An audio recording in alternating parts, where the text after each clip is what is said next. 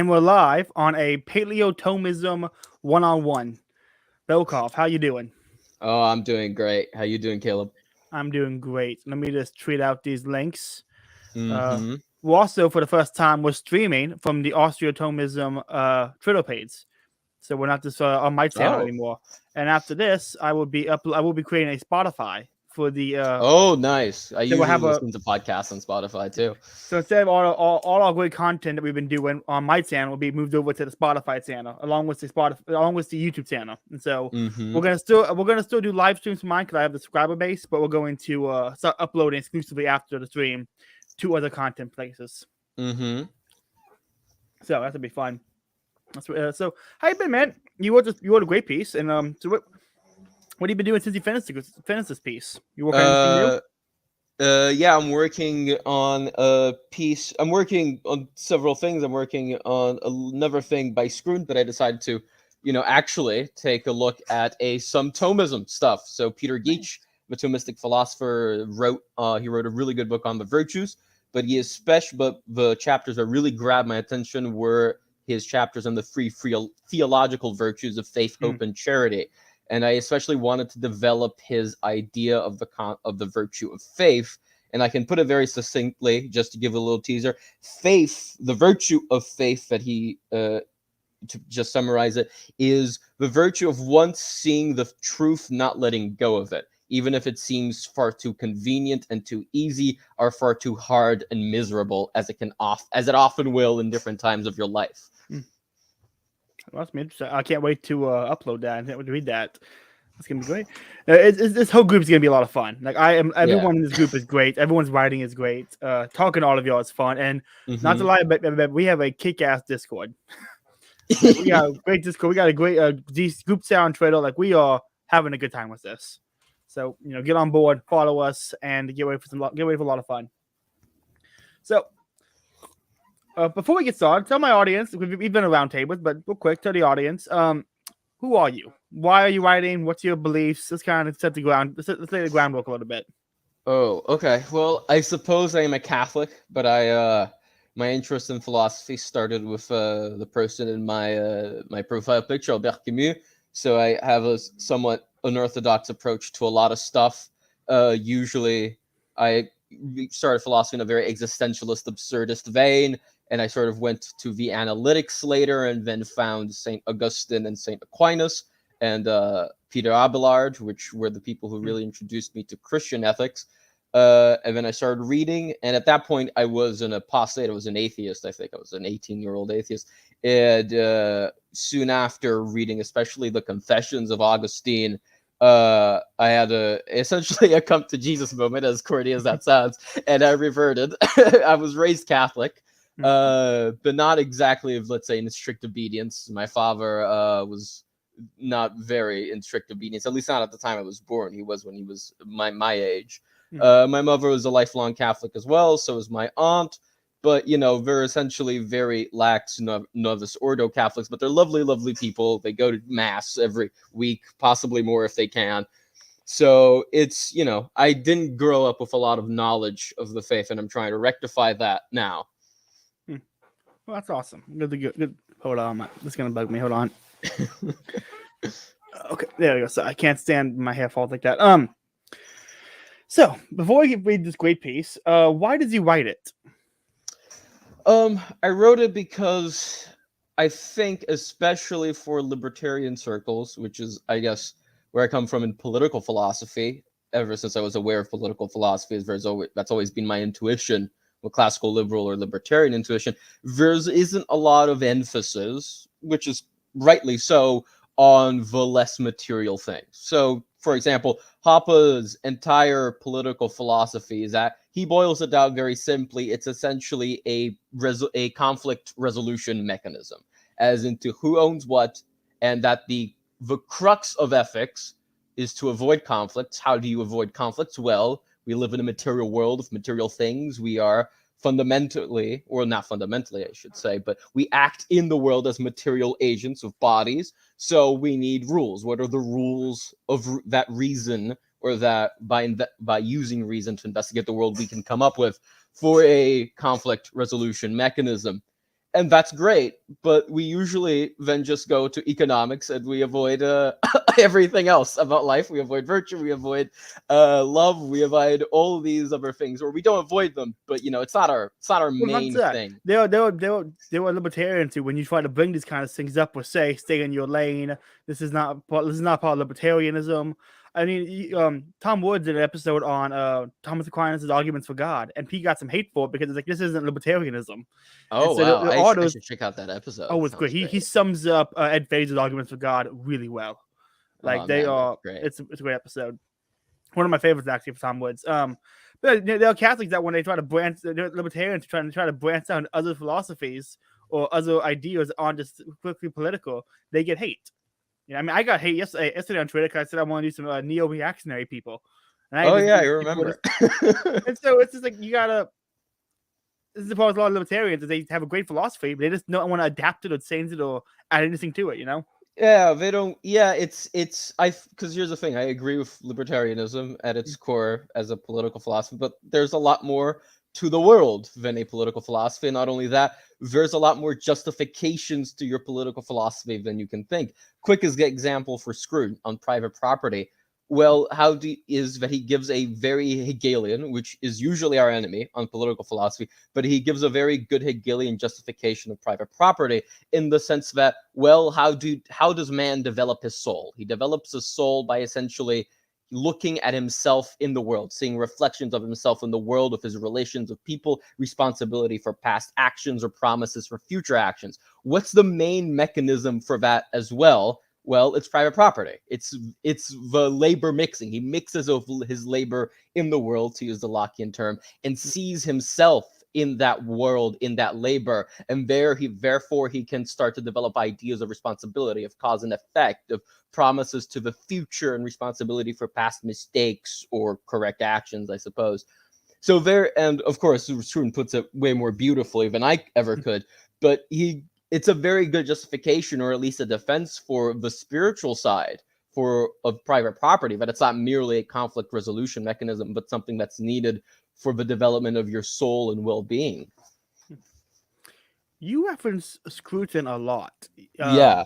And it was good reason. I only found out about him probably, I don't know, whenever you don't want to tell me about him. Yeah.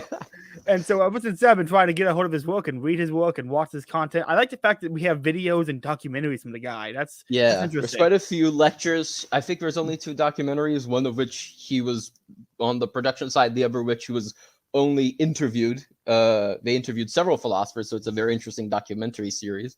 But yeah, I'm on the Struan binge at the moment because I discovered him, I think, late 2020, early 2021, and I discovered sexual, and I thought, well, I haven't seen many people talk about sexual desire, or at least not many philosophers, and those who have, I'm sort of suspect of them, partly because I started with Albert Camus, I'm somewhat suspect of a lot of the other continentals, and I'm suspect of Camus as well. I just think that he's an extremely good writer, and there's a certain poetic logic, but he's not the most. A lot of the time, his arguments are somewhat lax. Not all the time, but some of the time. And a lot of the time, it's hard to see why, because of the way he writes. Same problem with a lot of the other continentals. Not that they don't have anything to contribute. They're great, but it's somewhat weird to parse, or hard to parse. But with Scruton, well, I saw that I kind of like the Scruton guy. I saw a few lectures. He's a conservative, and it's very hard to see an explicitly conservative guy, a Christian, a guy who has defended monarchy in newspapers as at least if not better than democracy, then at least equal to it in certain aspects. Trying to do an investigation of sexual desire, and that it's a proper philosophical treatise. It's quite a big book. It's not that short. He goes through a lot of stuff. So trying to get through it. Yeah, and so I read that, and I was thoroughly impressed by him. So I decided, well, I'm going to read other stuff by him. It started because also I was reading Spinoza. I was having a bit of difficulty, so I searched up introductory books of Spinoza, and lo and behold, he had written a very short introduction to Spinoza. much like he also wrote a very short introduction to Kant and a very short introduction to beauty. I read the Spinoza thing. It helped a lot with reading Spinoza. So, well, I decided to then read Beauty, which I think was adapted from an earlier edition called A Very Short Introduction to Beauty. And I was also very impressed by that. And then while on my walks, I listened to Soul of the World and Audible. So I've just been going on a screw and binge trying to make my way through several of his works. Partly because of that, I decided that my next article was not going to be on Screwn, but on explicitly Thomistic philosophers. Well, that sounds good, man. That's wonderful. Let's get into the article then. Let's all right. The screen. Can you read that when you zoom in anymore? I can read it. I can also read it on my own version if you want. Yeah, whatever works for you, man. I can read it here, and then you can stop me, or if it gets bad, I'll just open up my own version, which is right here, actually. So, should I start? Go right ahead. All right. Roger Scruton performed a wonderful service to aspiring aesthetes and lovers of beauty when he wrote his short book, Beauty. This article will briefly review 3 of the most important points made in the book. So, we start with, what is beauty? Beauty is an infamously hard thing to define, much like truth. For example, we could attempt to define truth as the following, quote, proposition X is true because it corresponds to reality, end quote. But then, can we not rewrite corresponds to reality as true? We end up assuming the very thing we are trying to prove. Beauty encounters similar difficulties. And I'll just pause here quickly and mention that the reason Scruton goes on to do what he does is because philosophers of truth do much the same thing. So, continuing with the article, Scruton knows this and follows certain philosophers of truth in using platitudes to guide us in forming a theory of beauty. They are 1, beauty pleases us. 2, one thing can be more beautiful than another. 3, beauty is always a reason for attending to the thing that possesses it. 4, beauty is a subject matter of a judgment, the judgment of taste. 5, the judgment of taste is about the beautiful object, not about the object's state of mind. In describing an object as beautiful, I am describing it, not me. 6, nevertheless, there are no second-hand judgments of beauty. There is no way that you can argue me into a judgment that I have not made for myself. Nor can I become an expert in beauty simply by studying what others have said about beautiful objects and without experiencing and judging for myself. Any questions so far, Caleb, or is this all good? No, it's very easy to read. As someone who's currently reading Deleuze, I read the article and I'm like, wow, this is great. I read Deleuze, I'm like, oh wow, he's really good because he's you're actually legible and readable. Deleuze certainly. Yeah, a lot of afraid philosophers have that problem. I'm reading Jacques Maritain right now, and even though he's a Thomist, and Thomists are normally simple and easy to read. Yeah. He writes in such flowery language. I want to quote it because it's beautiful, but I don't know what I'm saying. Yeah, he's great, but yeah. I think Peter Geach, who's another Thomistic philosopher, he's sort of he's very easy to read, but he'll occasionally have a flowery phrase for impact, and that's, I think, a better way of doing it. If you're going to do it, at least make it very easy to read, and then sort of punctuate it with almost this poetic language. So, continuing, a few consequences follow from our platitudes. From 2, we get that the judgment of beauty tends to be comparative. Beauty involves immediate experience. From 6, and yet, which is from platitude 6, sorry, and yet it involves reasons. Beauty is not directly connected to utility, 3, as it calls our attention to an object without giving consideration as to how useful it can be to us. Yet beauty is not entirely divorced from function. Consider that you see a striking kitchen knife. You compliment the owner of said knife on his beautiful possession and his fine taste, where he then informs you that it is not a knife but a teaspoon. How ungainly and clumsy the object now appears. Despite how ridiculous the above example may appear, it helps us to understand that beautiful things are beautiful as the thing which they are. The Santa Seria della Salute is beautiful as a church and not as a house or an office building. This means that beauty is not a matter of pure deduction. It requires an experience of it to form a judgment. You need to scroll down, please. This does not mean that the expert critic has no use, but that he shifts or outlines reasons for you to align your perspective with his when you experience the object of his critique. And by the way, the underlined text is hyperlinked, so I think you can click it and you'll get an image of something. I think it's of the church in, I believe, Venice. Yes, Venice. And Absolutely beautiful. It's amazing.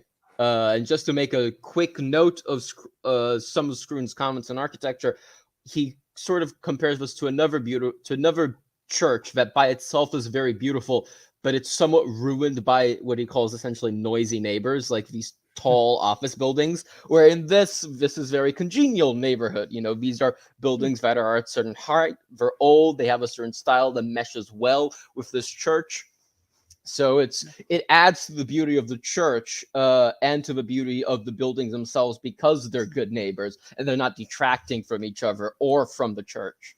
I noticed that I was in Chicago and there's a beautiful church there right next to two giant buildings, and they're just conventional office-looking buildings. And it's just kind of it's all because you walk in, you're like, I feel like I'm in ancient city. You know, it's a beautiful architecture, and you walk out and it's horns honking and it's taxi cabs, and it's just like this isn't right. It doesn't fit. Yeah, this doesn't fit.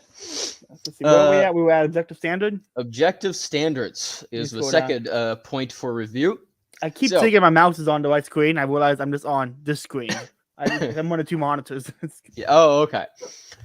So if one takes seriously all that I have said thus far, we are left with a paradox. If beauty resides in the object, per platitude 5, then why must I experience it to truly know it? After all, after accepting a few basic premises from classical mechanics, I can understand a whole host of how a whole host of machinery functions, even if I never use them. So, what is different about beauty? Scruton provides a twofold answer. Firstly, when we discuss beauty, we are presenting an experience of an object and presenting it as appropriate or right. Secondly, when we say beauty is objective, we are not saying that it is universal. It may be wise to now quote Scruton at length on this matter. And now this is a lengthy quotation. You can stop me at any time if you wish, but it's not short. So, quote, any argument that did not aim at a changed perception could not be considered as a critical argument. It would not be a relevant reflection on its object. Oh, shit. What happened? I accidentally hit left click and it just bounced me. Let me get you back. Oh, okay. I'm reading from my version because I can see the whole text better. So don't worry. Yeah, much better. worry for the listeners or viewers, I suppose. So, any argument that did not aim at a changed perception could not be considered as a critical argument. It would not be a relevant reflection on its object as an object of aesthetic judgment. You can confirm this by considering how you might answer questions like the following. Is the Grand Canyon breathtaking or corny? Is Bambi moving or kitsch? Is Madame Bovary tragic or cruel? Is the magic flute childish or sublime? These are real questions and hotly disputed too, but to argue them is to present an experience and to present it as appropriate or right. In the matter of aesthetic judgment, objectivity and universality come apart. In science and morality, the search for objectivity is the search for universally valid results that must be accepted by every rational being. In the judgment of beauty, the search for objectivity is for valid and heightened forms of human experience, forms in which human life can flower according to its inner need and achieve the kind of fruition that we witness in the Sistine Chapel ceiling, in Parzival, or in Hamlet. Criticism is not aiming to show that you must like Hamlet, for example. It is aiming to expose the vision of human life which the play contains and the forms of belonging which it endorses, and to persuade you of their value. It is not claiming that this vision of human life is universally available. This does not mean that no cross-cultural comparisons can be made. It is certainly possible to compare a play like Hamlet with a puppet play by Chikamatsu, for example. Indeed, it has been done. There are works of Japanese theater that satirize human life, the kabuki comedy Hokkaibo, for example, and works which exalt it. And the question whether Beaumarchais' Le Mariage de Figaro is a profounder treatment of human sexuality than Hokkaibo is a perfectly meaningful one. The objection that aesthetic reasons are purely persuasive simply reiterates the point that aesthetic judgment is rooted in subjective experience. So is the judgment of color, and is it not an objective fact that red things are red and blue things blue? I want to say, everyone listening, that was the classiest this podcast has ever got. Yeah, when we quote Screwed. Yeah, it was wonderful. Absolutely wonderful. Like, again, that was beautiful, and I could understand it. Yeah, Screwton has a gift for that. He also wrote a few novels, so I think that might have something to do with it. He was trained in the analytic tradition, but he's obviously pretty much read all the continental philosophers. Yeah. If you really dig deep into it, he has written books about them. He's not big fans of their political of their politics and of a political philosophy and their economics, but he certainly finds uses for them, surprising uses for them. One of my favorite comments of his is how he calls Sartre's Being and Nothingness a fantastic work of post-Christian theology, and he draws surprising comparisons with that and I believe Duns Scotus's work on theology. I forget the comparison now, but it's made in Soul of the World in the last chapter, I believe. But yeah, he's a very good writer and he's read very widely, so he can sort of write in this very beautiful way while also taking you through the argument by hand so that you're not lost. And any comments on that? Because that was, I think, the most interesting part of the book for me when I first read it, is sort of the defense of objective beauty, because you always sort of find trouble when you're trying to defend that, you know, there might be standards of beauty or objective standards or reasons for it instead of a pure taste thing. Absolutely. It is, what was I going to say? I didn't want I watched that documentary where he was interviewed. I don't know if that's a study or if that was a set, but that wood study with all those books and a piano when he's smoking. That was his house. That is a beautiful home. Yeah, he sort of jokingly refers to it. If you read, I think, the introduction or the preface of all his books, where he has a little quick note explaining them, he always refers to himself as being in Screwtopia, both sort of ironically, tongue-in-cheek, but also very seriously, because he sort of defends the idea that we should leave the world enchanted with sort of these wonderful little things. So yeah, I think he was in that documentary. You saw him horse riding, right? Or is that a different one? Yeah, he's riding a horse. Yeah, a lot of the British time. gear. I mean, he in full British gear. He looks so British in that documentary. I mean, his romance with his wife is almost out of a Jane Austen novel or something like that. It's like, oh, I fell off my horse and this woman helped me. Saw her from afar. We had seen each other from afar before. Then we started a very quiet romance. It's sort of in this English countryside. So it's very. That guy's great. Yeah, he's great. He's definitely someone that I'm going to be reading a lot more. Like this year, the plan for a lot. I plan to read Aquinas, Aristotle, Scruton, Deleuze, and Nick Land. That's my list of people I want to read. That's a great list. That's a very varied list too. Yeah, the most British man in recent history. That seems like a fair statement. That seems that seems a very, very fair statement about Roger Scruton. And a British I could actually get behind. Like if every British man was like that, I probably wouldn't hate him so much. But now I look at every upper class British man, he's sort of, because he doesn't have condescension, which is he doesn't have this condescension. He doesn't sort of think of himself as above others. In fact, another great comment from his in Human Nature, where he's defending essentially common sense, is that the common man has the unfortunate position of being right about things but unable to explain why. And which is great, because he has this sort of intuition which he expounds upon when he's talking about conservatism, is that, you know, the job of a conservative philosopher is to give reasons for why we don't have real reasons. It's like, oh, why are things this way? It's like, well, your first is like, because we like them this way, because it's okay this way, because we're happy this way. It's like, no, there's actually way deeper fundamental reasons for why things are this way. But you're in the unfortunate position of being right, essentially, and being under attack. He's great. If anybody listening wants a good introduction, his piece on music, and he had a lecture he gave on it. It was music and how was it called? Desecration. Yeah, I think that, or the the Degeneracy of Modern Music, I think it was called. Oh yeah, I know what you're talking about. It's wonderful. If anybody listening wants to check that out, definitely go search it up and watch that because it is. Yeah, he has a. Is it a short piece or a full-on lecture? Because it might be music and transcendental.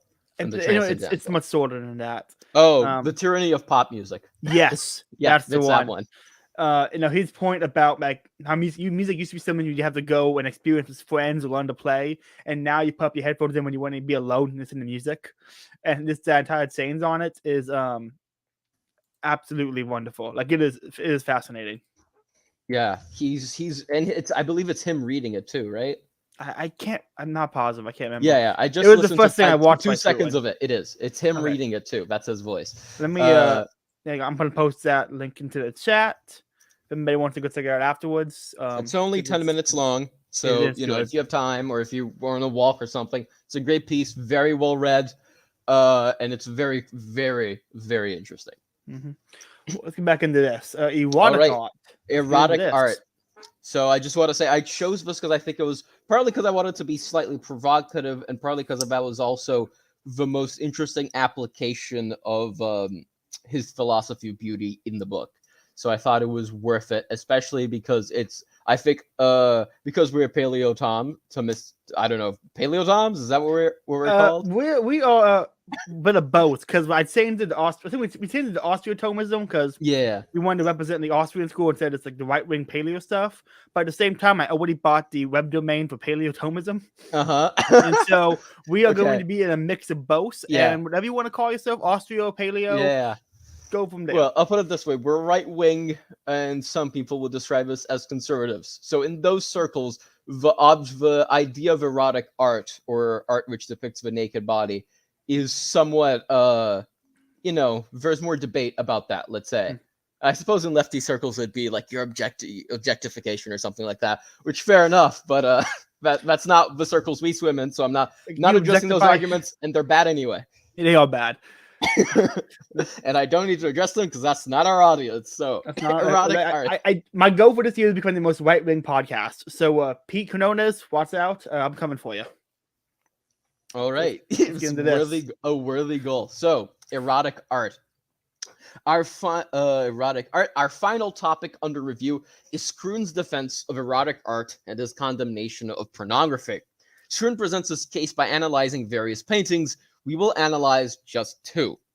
Let us first turn our attention to Manet's Olympia, and you can put it on screen if you want. It's like on display on museums. I don't think there's any problem with it.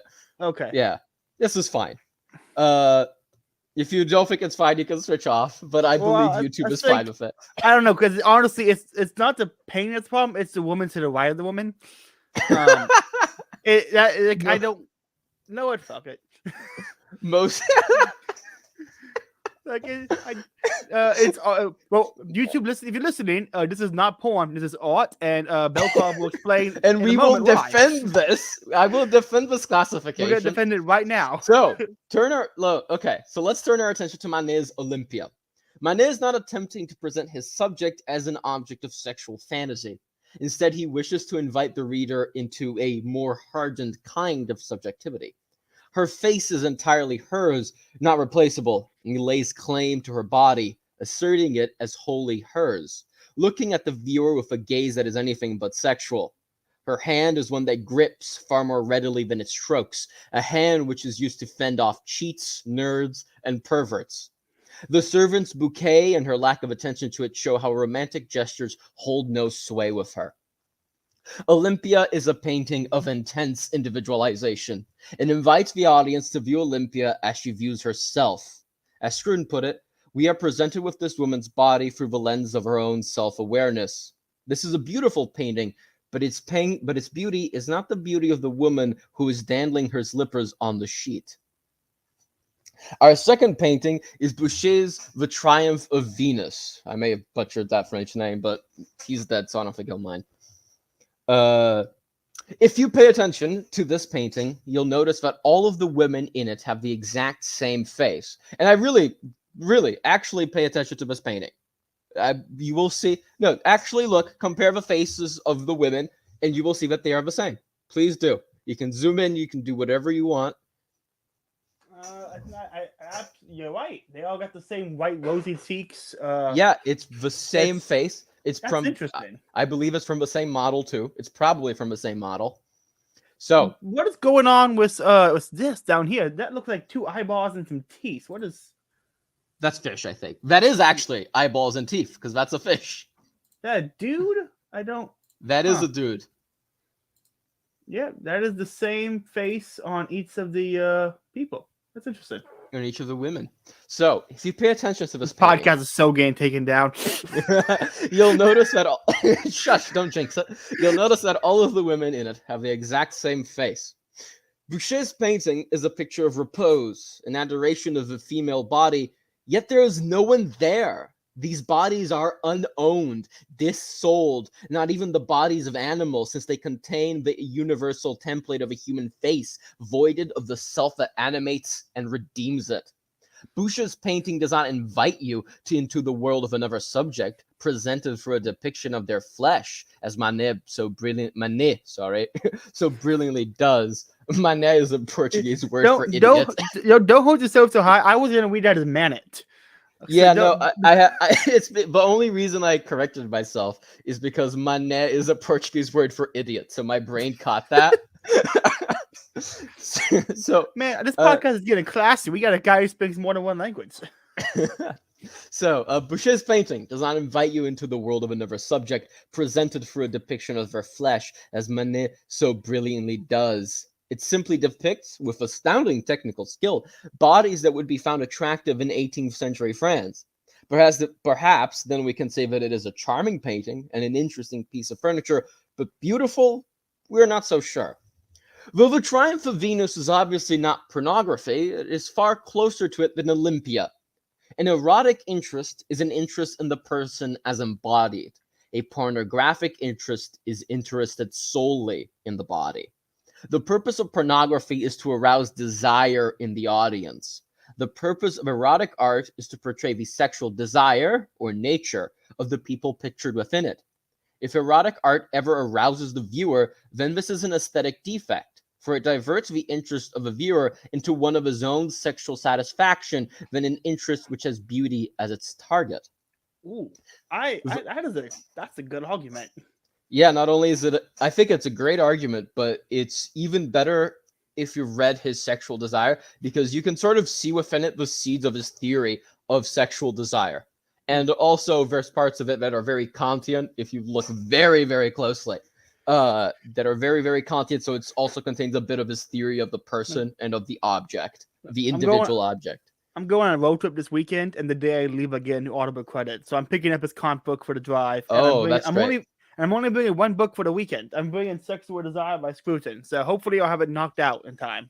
That's fun. That's going to be a fun weekend. So the final paragraph, though we have barely scratched the subject of beauty, and what we have examined here is further developed by Scruton in Beauty and in other works, we hope that the reader is now better informed on the subject and is encouraged to read more and experience beautiful things.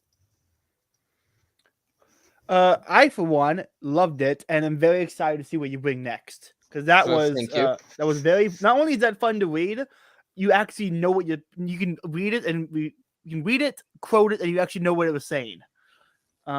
Absolutely wonderful. I hope so. I certainly hope it came across that way. That was absolutely great. I want to get into a little bit more on that Sexual Desire piece about how. So I want to try to make sure I understood that correctly. It was that if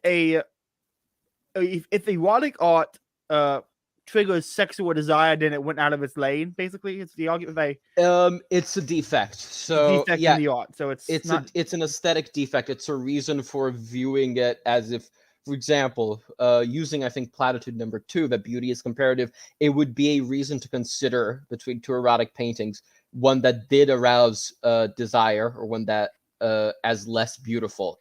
It is either a fault on your part, it might be because you came in with the wrong mindset, or it might actually be a fault of the painting as well, such as Boucher's painting, of not individualizing the object properly so that you can view them in its entirety and sort of making something open for fantasy, which another of Boucher's paintings is pretty much that. I didn't choose that one. I chose a classier one to link to in the article. But Scroon does bring it up and have a picture of it in the book. I loved. This is not a slight on you. I love that the first article on our Austro-Thomism website is one that a Puritan Catholic mom would freak out if they saw her kid reading. Which, as someone who can't stand Puritan culture, I actually am glad that was our first article. Yeah, hopefully the kid can finish the article and defend it to his mom before he takes the phone away. Yeah, well, he doesn't need to click the hyperlinks. He can always just read the arguments. But yeah, I can also because I made a few notes here since we have some spare time. We can go to his theory of because I kind of omitted this because it wasn't the point of the article. But Scruton's way harsher on pornography than I let on. I mean, you'd think he just sort of doesn't like it. That is not at all his point. So if I can find it here. All right. So the post-Renaissance, this will be a rather long quote. You can stop me at any time if you find a comment interesting or have something to say. We do. The post-Renaissance rehabilitation of sexual desire laid the foundations for a genuinely erotic art, an art that would display the human being as both subject and object of desire, but also as a free individual whose desire is a favor consciously bestowed. But this rehabilitation of sex leads us to raise what has become one of the most important questions confronting art and the criticism of art in our time. That of a difference, if there is one, between erotic art and pornography. Art can be erotic and also beautiful, like a Titian Venus, but it cannot be beautiful and also pornographic, or so we believe, at least. And it is important to see why. In distinguishing the erotic and the pornographic, we are really distinguishing two kinds of interest. Interest in the embodied person and interest in the body. And in the sense that I intend, these interests are incompatible. Sorry, they are incompatible. Normal desire is an interpersonal emotion. Its aim is a free and mutual surrender, which is also a uniting of two individuals, of you and me, through our bodies, certainly, but not merely as our bodies. Normal desire is a person-to-person response, one that seeks the selfhood that it gives. Objects can be substituted for each other, subjects not. Subjects, as Kant persuasively argued, are free individuals. Their non-substitutability belongs to what they essentially are. And this is my favorite part now. Pornography, like slavery, is a denial of the human subject, a way of negating the moral demand that free beings must treat each other as ends in themselves. Wow. Okay. He let's stop there because he's right. I think he's absolutely right. That is the strongest argument. That is the strongest condemnation of pornography I think I've heard. Yeah, that's a great right. Like that's 100% right. You want it to be the most right-wing podcast? Well, this is a decent start. It is a decent start. Yeah. The condemnation from pornography is not that it's bad for society; is that it's fundamentally like slavery, in that it denies human subjects and places them in the world of objects, which. If you because he's sort of a Kantian of morality, the basis of morality is that people are subjects and that you treat them as people with reasons and not objects for your use. So this is essentially pornography doesn't even enter the world of morality for him. It's this world thing out. It's just out instantly. Wow. No, like that is. I'm taking a moment because I'm trying to think about ways I can implement that because I have a lot of friends on the left wing, and so I've gone into arguments about like whether porn is good or bad, and making the argument that porn is akin to slavery because it denies the humanity of the humanity, and it's just kind of that's gonna be fun. Yeah, I can send you the full passage later so that you can sort of see it.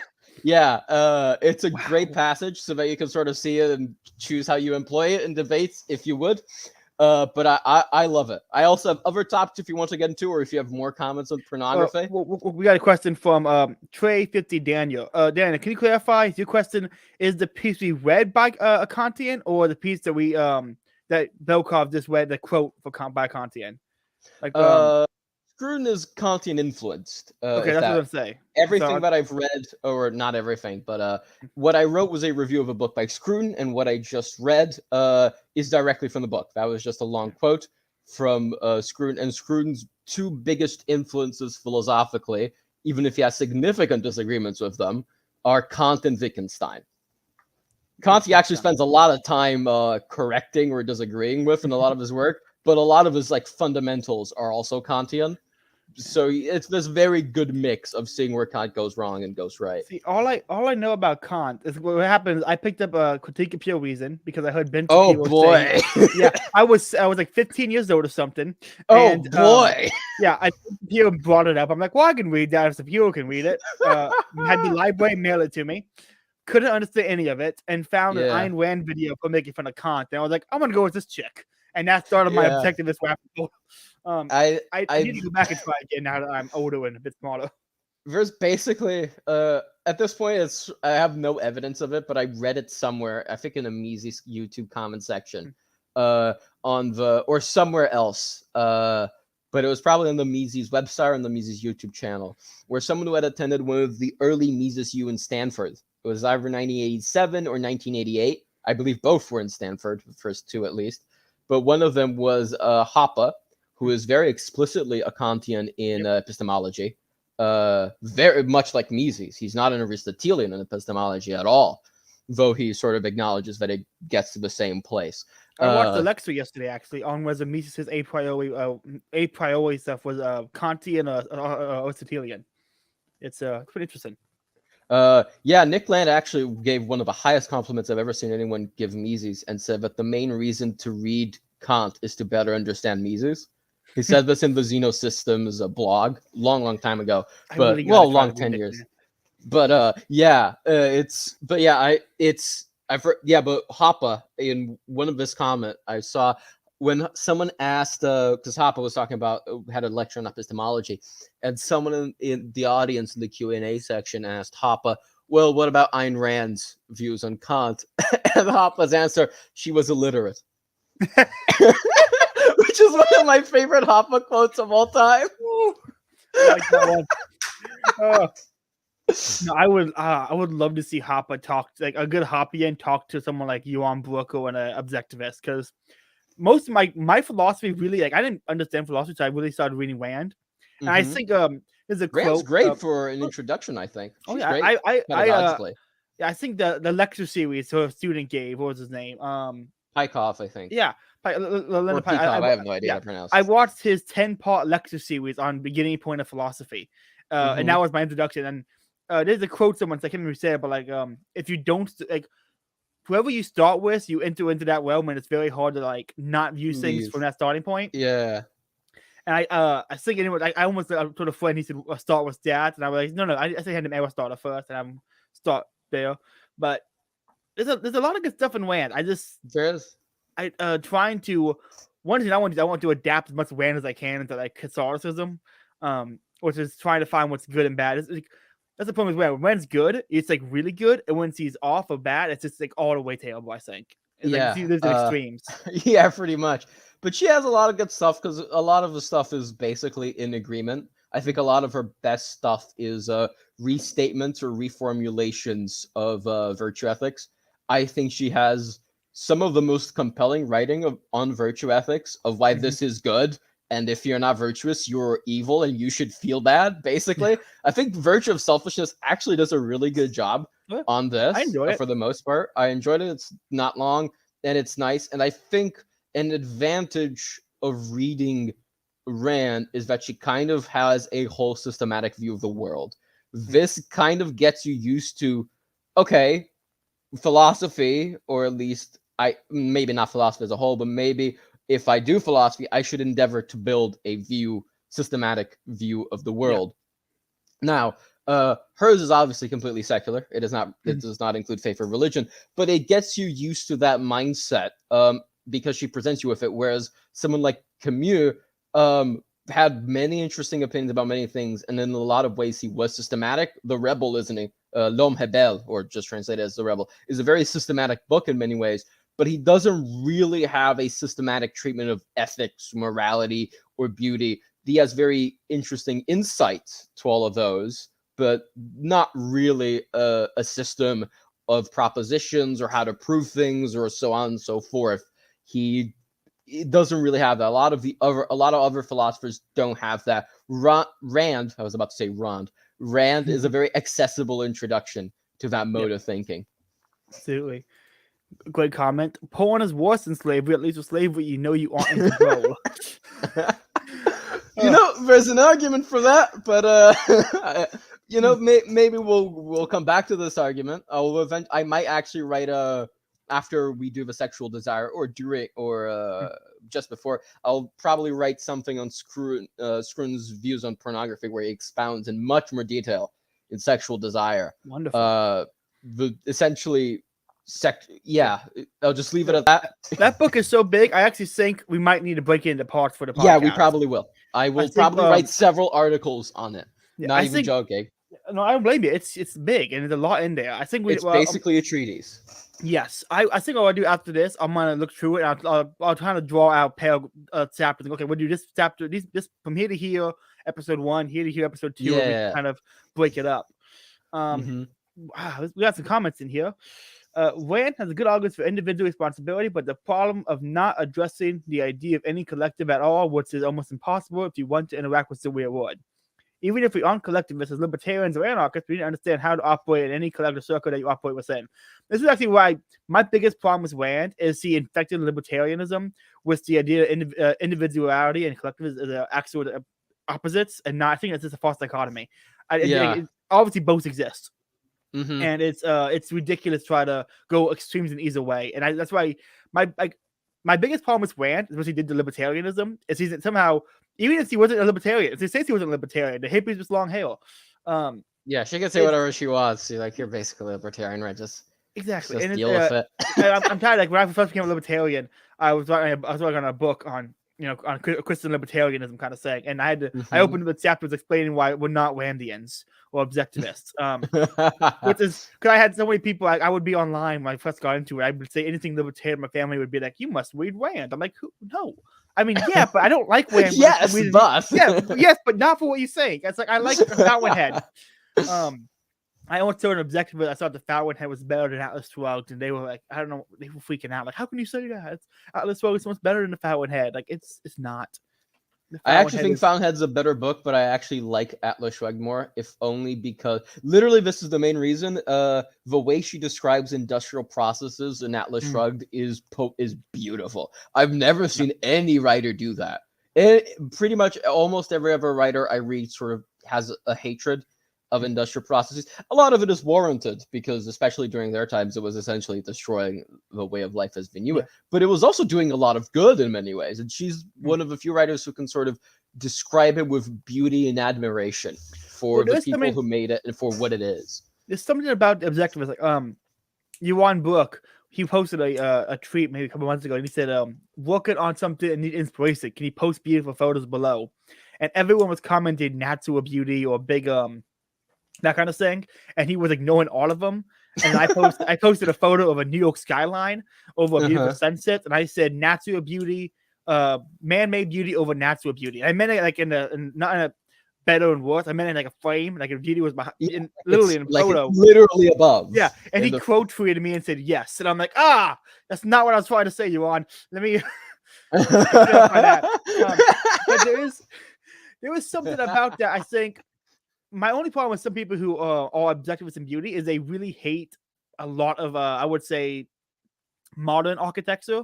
And don't get me wrong, there was problems with modern architecture, but modern architecture is way better than, I would say, modern art.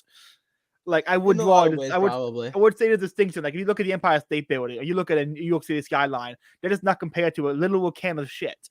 There's a distinction there. And I think the funny part of the English language is we're stuck with only so many words. I would say there was a beauty in a cell phone and what it can do for me but it's also a beauty in something that is for the sake of beauty itself that does not serve a purpose. And so trying to parse those out when you only get stuck with one word to describe beautiful.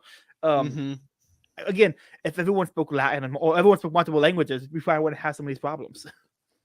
Yeah, I'm still stuck with that speaking English and Portuguese, man. And the little bit of French I know still gets me stuck in the same quandary. Because they're all basically Romance languages influencing each other. Do you know if you ever talk about the book Sexual Persona? Who was that by? I know who that was by. Paglia. Paglia. That one.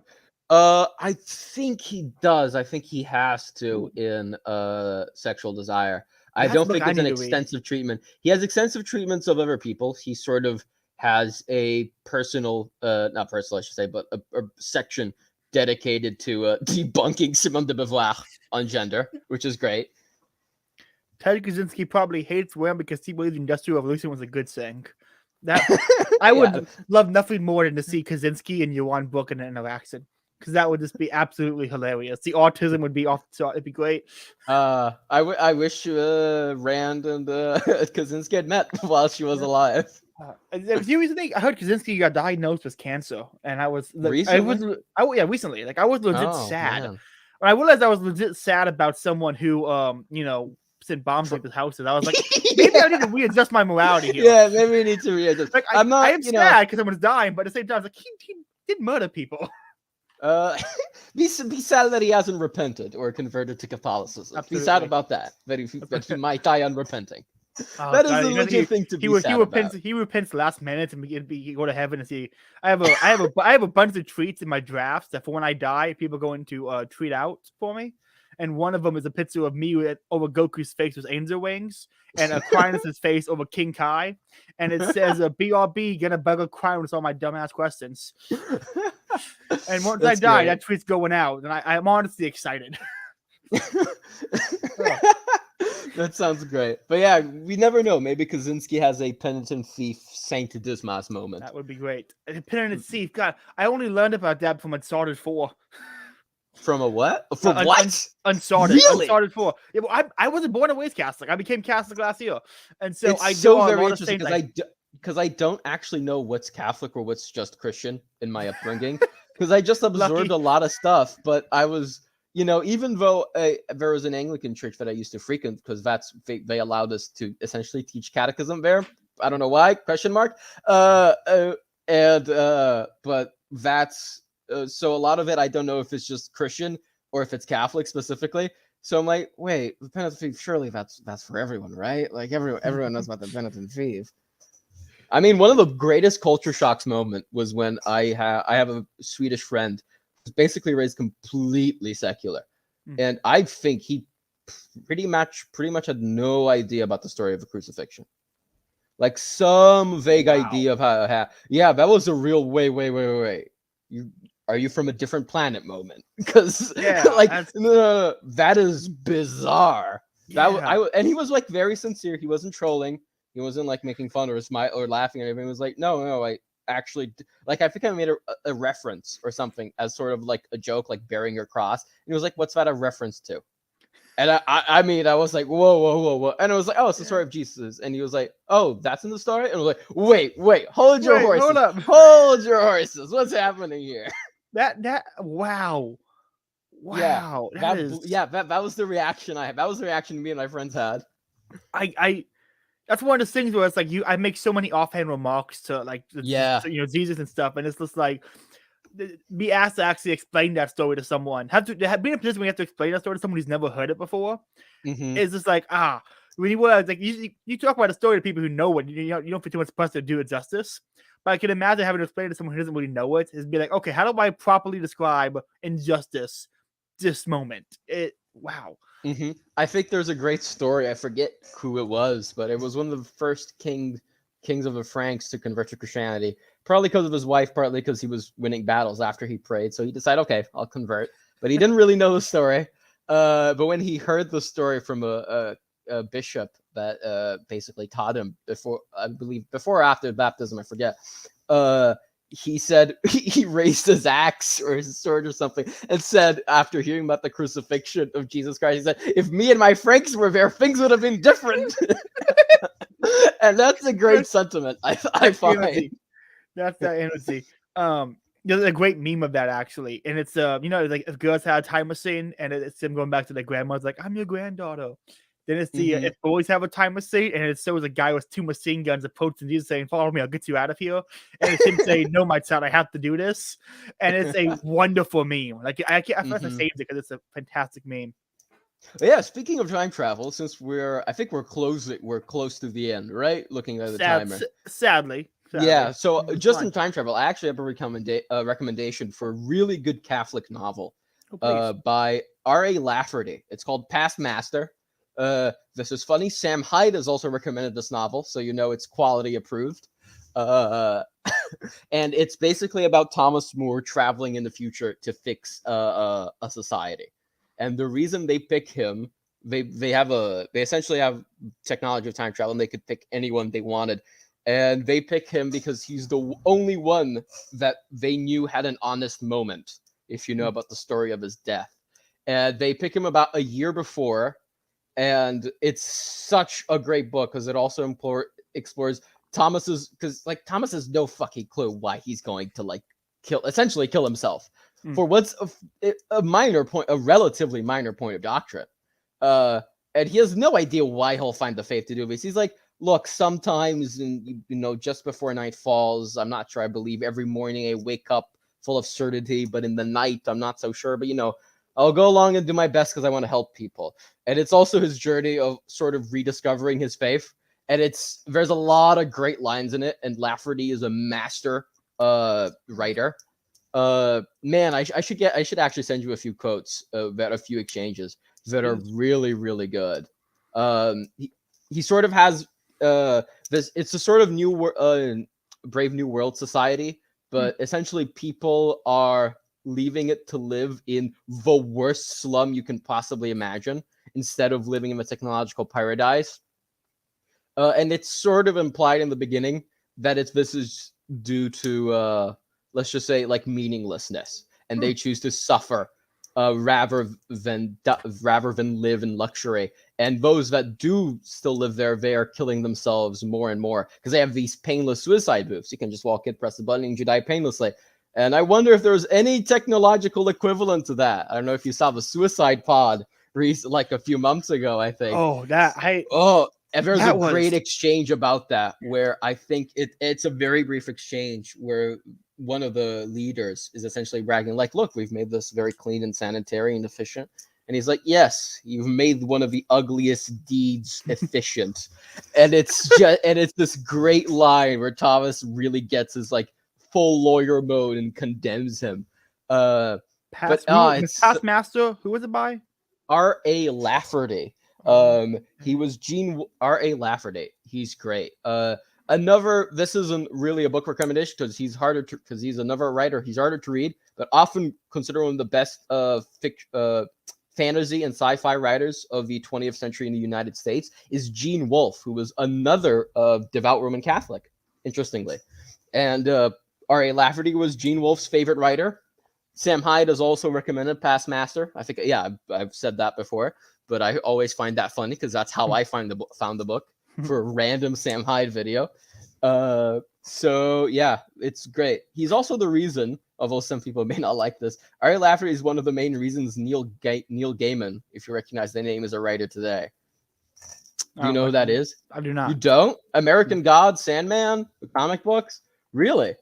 Oh, well, okay. I do know what you're talking about now. Yeah. American Gods, I know what you're talking about now. Yeah, I'll also send just a search result in private chat. But Neil Gaiman, he wrote, I think when he was 12 or something, he wrote a short story because R.A. Lafferty was mainly a short story writer, and Gaiman's favorite one, in my opinion, one of the best of the 20th century, of the latter half at least. And Neil Gaiman wrote a short story trying to kind of synthesize a lot of stuff from what he was reading when he was 12 or something. And Lafferty wrote back with a full critique and saying, keep at it, you've got talent. And they started correspondence ever since then. Another great thing about Lafferty, and this is actually one of my favorite things about Lafferty. He was like an electrical engineer. He just like mechanic, like proper, like just with blue collar, and he started writing in his 40s. He didn't pick it up as a career until then, and his justification when asked was, I knew when I was 40 years old that I was the best short story writer in the world. I only started publishing to prove it to everyone else. He's a great personality. Respect to that. One more thing. I have 2 minutes I want to do before we end this. One, you mentioned the book a while ago, something Margarita. The Master and Margarita. It's where my name comes from. The Master and Margarita. Bulgakov, the writer, Mikhail Bulgakov, which is, and this is hilarious to me, it's Daniel Radcliffe, the actor of Harry Potter's favorite novel. Really? I'm not even joking. This is a quote. This is on the first page where it has, praise for the book. From Daniel Radcliffe, my favorite novel is just the greatest explosion of imagination, craziness, satire, humor, and heart. Wow. And this is like I've seen this in other. He must have good taste. Yeah, apparently he has good taste, but it's a very good book.